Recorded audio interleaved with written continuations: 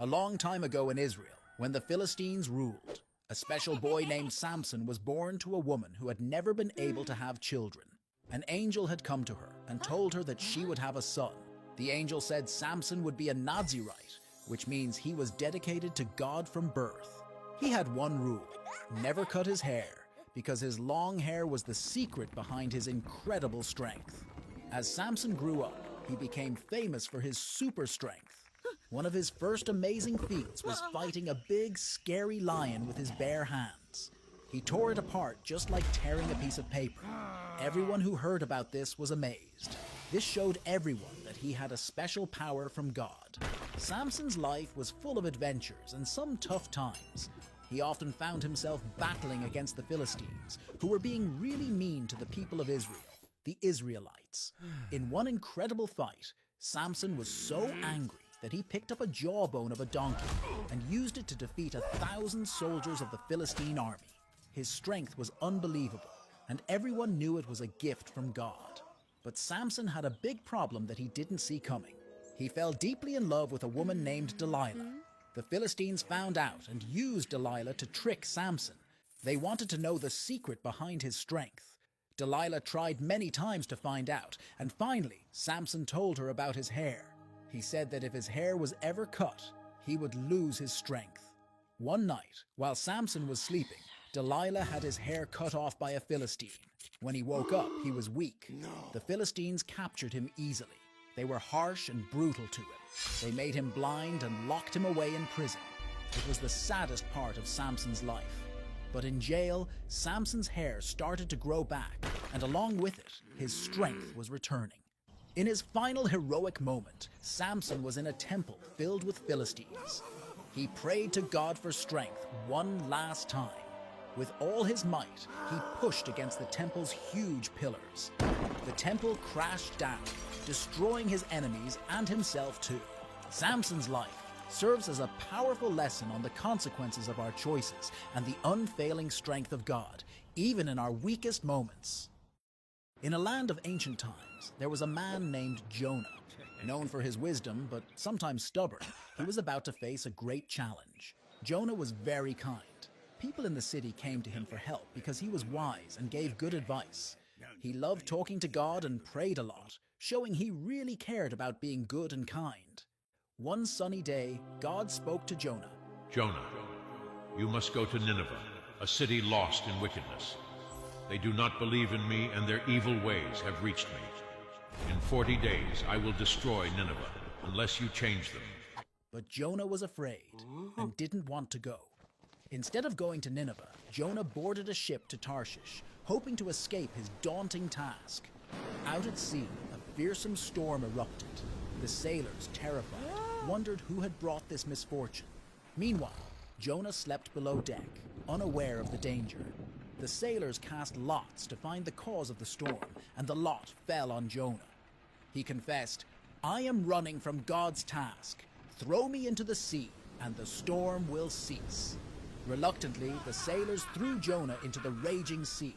Miraculously, the storm stopped. The sailors were awestruck and pledged to serve Jonah's God. In the deep, Jonah was swallowed by a giant whale. Inside, it was dark and damp, a strange room. Jonah prayed earnestly, realizing he could not hide from his duty. He promised to fulfill God's command if he was saved. After 3 days, the whale spat Jonah out near Nineveh.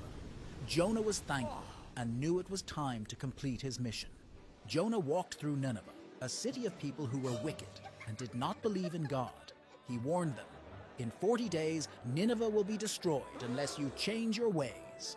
He told them all about the story of the ship and the whale. The people listened to Jonah and started to change, turning from their evil deeds. When 40 days had passed, Jonah camped out in the desert to see what would happen to the city. The people of Nineveh now believed in God and repented. God saw their change of heart and did not destroy the city. After Nineveh was saved, Jonah felt upset. He couldn't understand why God spared a city that had been so bad. God wanted to teach Jonah about caring. So God made a special plant grow to give Jonah shade from the hot sun. Jonah liked the plant a lot.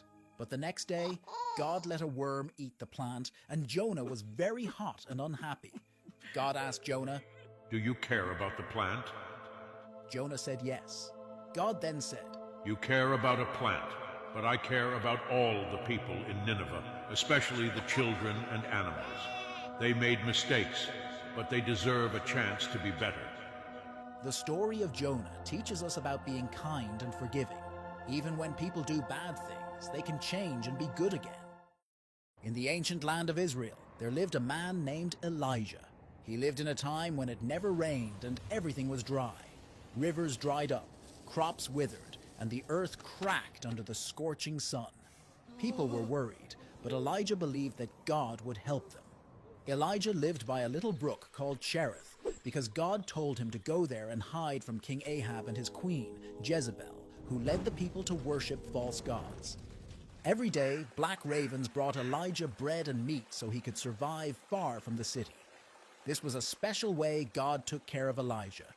But soon the brook dried up too, so God sent Elijah to a town called Zarephath. There he met a widow who was running out of food. Elijah told her something amazing. If she shared her food with him, God would make sure her food didn't run out until it rained again. And that's exactly what happened. Her jar of flour and jug of oil never ran out.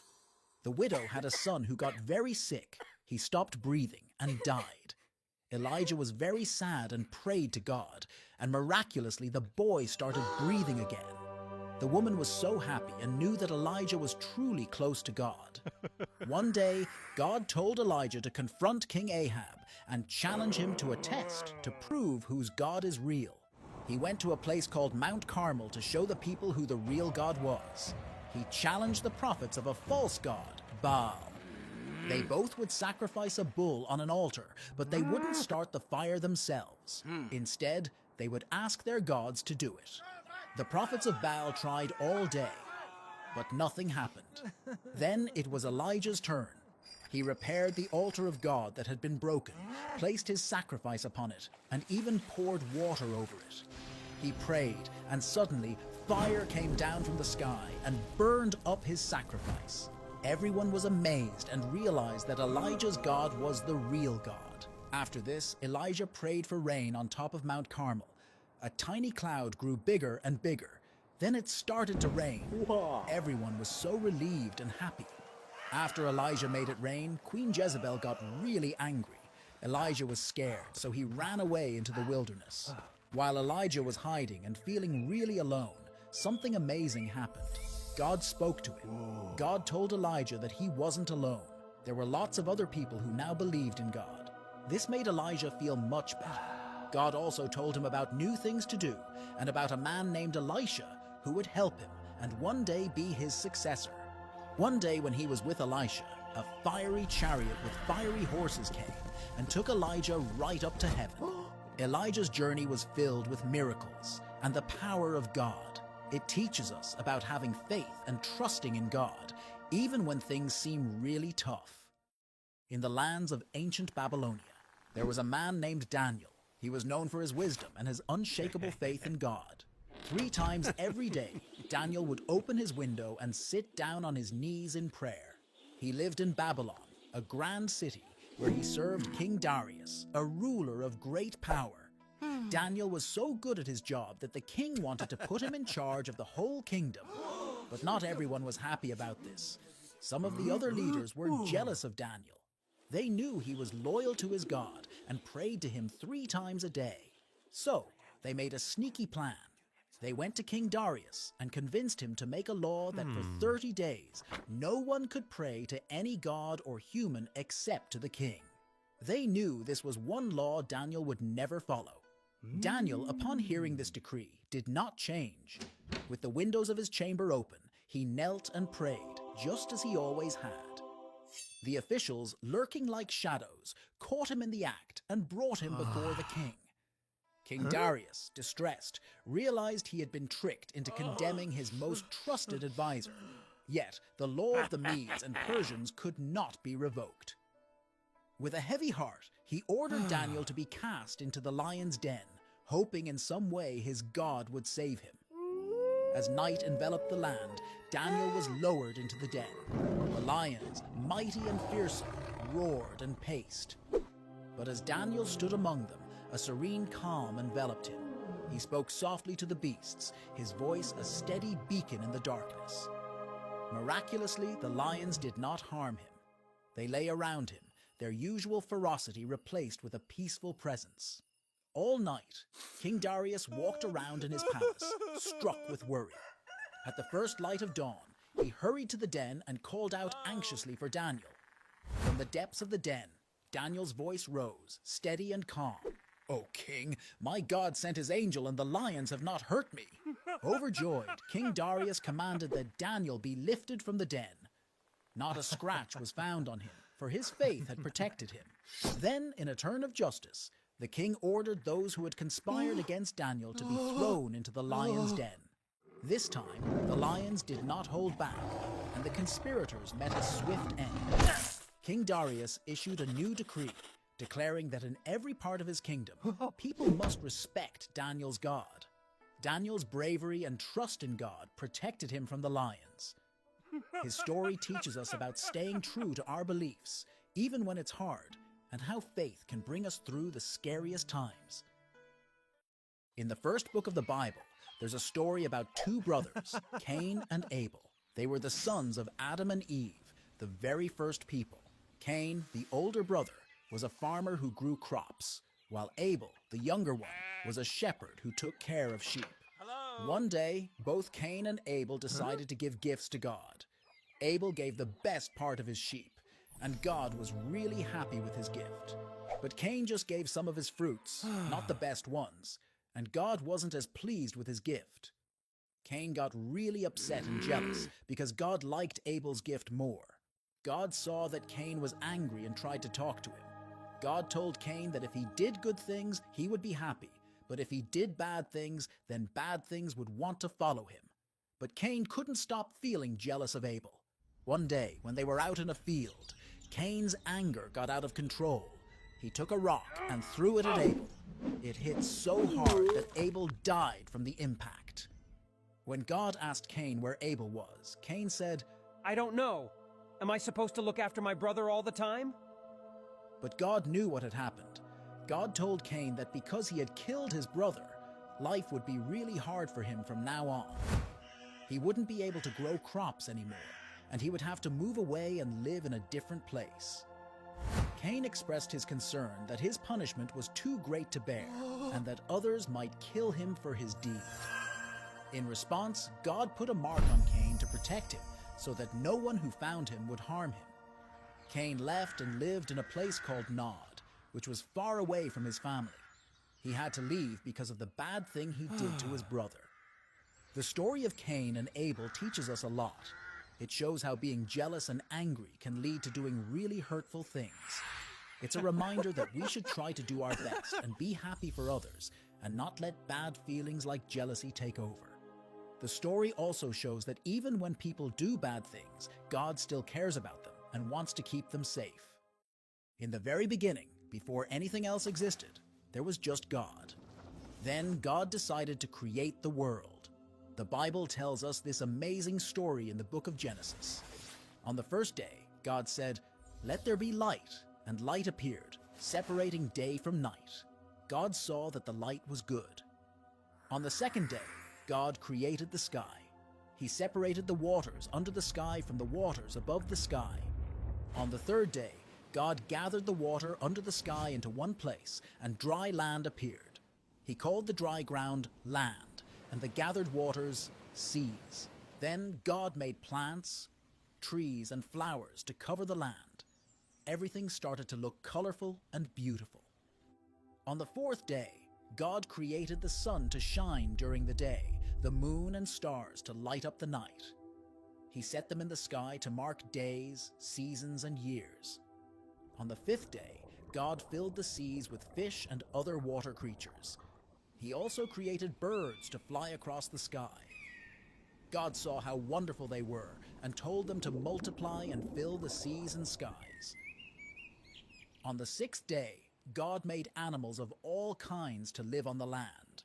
There were big animals and small animals, wild animals and gentle ones. Then God did something very special. He created people, a man and a woman. He made them look like himself and gave them the whole world to take care of. He told them to look after the animals and the plants and to have children so that people would fill the earth. Finally, on the seventh day, God had finished his work of creation and he rested. He blessed this day and made it holy because it was the day when he rested from all his work of creating. That's the story of how God created the world in 6 days and then rested on the seventh. It's a story of how everything started and how God made our world with so much care and beauty. It reminds us that everything in the world, from the biggest mountains to the smallest creatures, is part of God's amazing creation. After Jesus was crucified, he went on an amazing and brave adventure before he came back to life. This adventure was to a part of hell where good souls had been trapped and waited for rescue. Imagine hell like a giant, dark cave full of shadows and scary noises. The entrance was guarded by big, spooky gates with scary creatures and demons growling and prowling around. It was a place that seemed really frightening. But Jesus, filled with courage and shining bright, stepped into this dark place. When he entered, it was like a superhero had arrived with bright light. The darkness tried to stay, but it just disappeared wherever Jesus' light shone. The huge gates of hell, which were very scary and strong, couldn't stop Jesus. He spoke in a loud, strong voice, and the gates started to crack and break into pieces. It was as if they couldn't stand the goodness and brightness that Jesus brought. The creepy creatures guarding the gates got scared of Jesus' light and ran away. Jesus walked through the darkness like a brave knight, his light making the scary shadows vanish. There were lots of trapped souls in this dark place who had been waiting for help. They saw Jesus and felt happy and safe. His light was like the warm, comforting sun after a long, dark night. Jesus reached out to them, and they could feel his kindness and love. As Jesus led these souls out of the dark place, the shadows tried to come back. But Jesus' light was like a shield, keeping everyone safe as they walked through the darkness. The shadows couldn't touch them at all because Jesus was protecting them. This adventure of Jesus in hell was like a rescue mission. He was the hero, bringing light and hope to a place where nobody thought it was possible. It shows how brave and powerful Jesus is, and that he can bring happiness and light even to the darkest places. After this incredible journey, Jesus came back to life. We celebrate this when we talk about Easter. It's a time to remember how Jesus beat darkness and brought the chance for everyone to go to heaven. In the book of the Bible, there's a story about when Jesus meets the devil. After he was baptized, he went into a big, lonely desert to spend time alone. He wanted to pray and talk to God. Jesus stayed in the desert for 40 days and nights without eating anything, so he was very hungry. While Jesus was in the desert, something tricky happened. The devil, a bad spirit who tries to make people do wrong things, came to tempt Jesus. The devil knew Jesus was very hungry, so he said to Jesus, "If you are the Son of God, tell these stones to become bread." But Jesus knew it was wrong to use his power just to make himself comfortable. So he said, "It is written, people do not live on bread alone, but on every word that comes from the mouth of God." Then the devil took Jesus to the holy city Jerusalem and made him stand on the highest part of the temple. The devil said, "If you are the Son of God, throw yourself down, for it is written, He will command his angels concerning you, and they will lift you up in their hands, so that you will not strike your foot against a stone." But Jesus answered, "It is also written, do not put the Lord your God to the test." Finally, the devil took Jesus to a very high mountain and showed him all the kingdoms of the world and their splendor. The devil said, "I will give you all of this if you will kneel down and worship me." But Jesus said, "Go away, Satan, for it is written, worship the Lord your God and serve him only." After that, the devil left Jesus. Jesus had shown that he was stronger than any temptation. This story of Jesus being tempted in the desert teaches us that sometimes we have to face tough choices, but we can choose to do the right thing, even when it's hard. Jesus used God's words to help him make the right choices. It reminds us that when we know what is right and true, it can help us stand strong against any kind of temptation. In the ancient land of Judea, a special child named John was born. His birth was a miracle because his parents, Zechariah and Elizabeth, were very old and had never been able to have children. Before John was born, an angel appeared to Zechariah and told him that his son would have an important mission: to prepare the way for the Lord. As John grew up, he became different from others. He lived in the wilderness, away from the towns and cities. His clothes were made of camel's hair, and he wore a leather belt around his waist. His food was simple: locusts and wild honey he found in the desert. John started preaching to the people in the wilderness. He had a powerful voice that echoed through the desert, calling people to repent, which means to turn away from doing wrong things and to turn back to God. He baptized people in the Jordan River as a sign that they were changing their hearts and lives. People started talking about John. They hadn't seen anyone like him before. Some thought he might be the special savior, the Messiah that God had promised. But John always said, "I am not the Christ. I am just here to prepare the way for him." One day, Jesus himself came to the Jordan River where John was baptizing. When John saw Jesus, he knew that Jesus was the one he had been talking about. He said, "Look, the Lamb of God who takes away the sin of the world." Even though John felt he wasn't worthy to baptize Jesus, Jesus insisted, and John baptized him. As Jesus came up from the water, something miraculous happened. The heavens opened, and the Spirit of God descended like a dove and alighted on Jesus. And a voice from heaven said, "This is my Son, whom I love. With him I am well pleased." After baptizing Jesus, John continued to preach and tell people about the coming of God's kingdom. But not everyone liked what John was saying. He was honest and confronted people, including King Herod, when they were doing wrong things. This got John into trouble, and he was eventually arrested.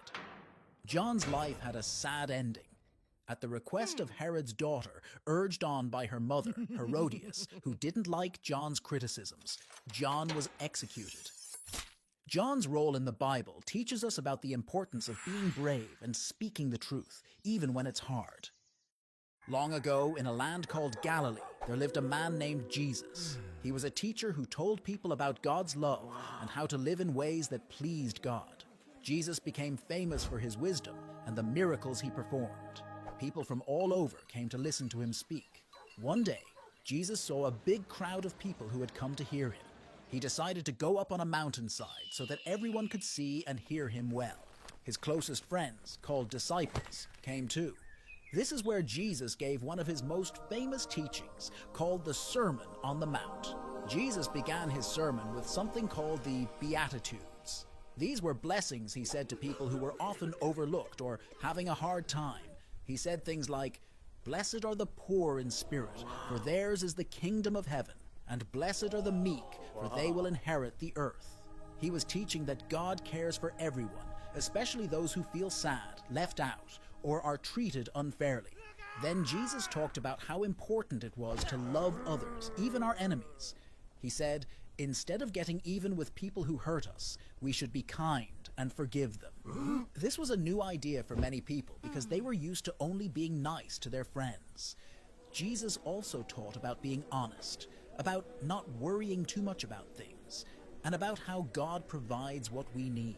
He talked about the importance of not judging others and about treating people the way we want to be treated, which is called the Golden Rule. He said that loving God and loving other people are the most important commandments. He wanted people to understand that love is more important than just following rules. After Jesus finished his sermon, the people were amazed. They had never heard anyone teach like this before. Jesus' words were full of kindness, hope, and love. The Sermon on the Mount is still really important today. It teaches us how to be kind and good to each other. It shows us that being humble, caring, and loving is what makes us truly happy and brings us close to God.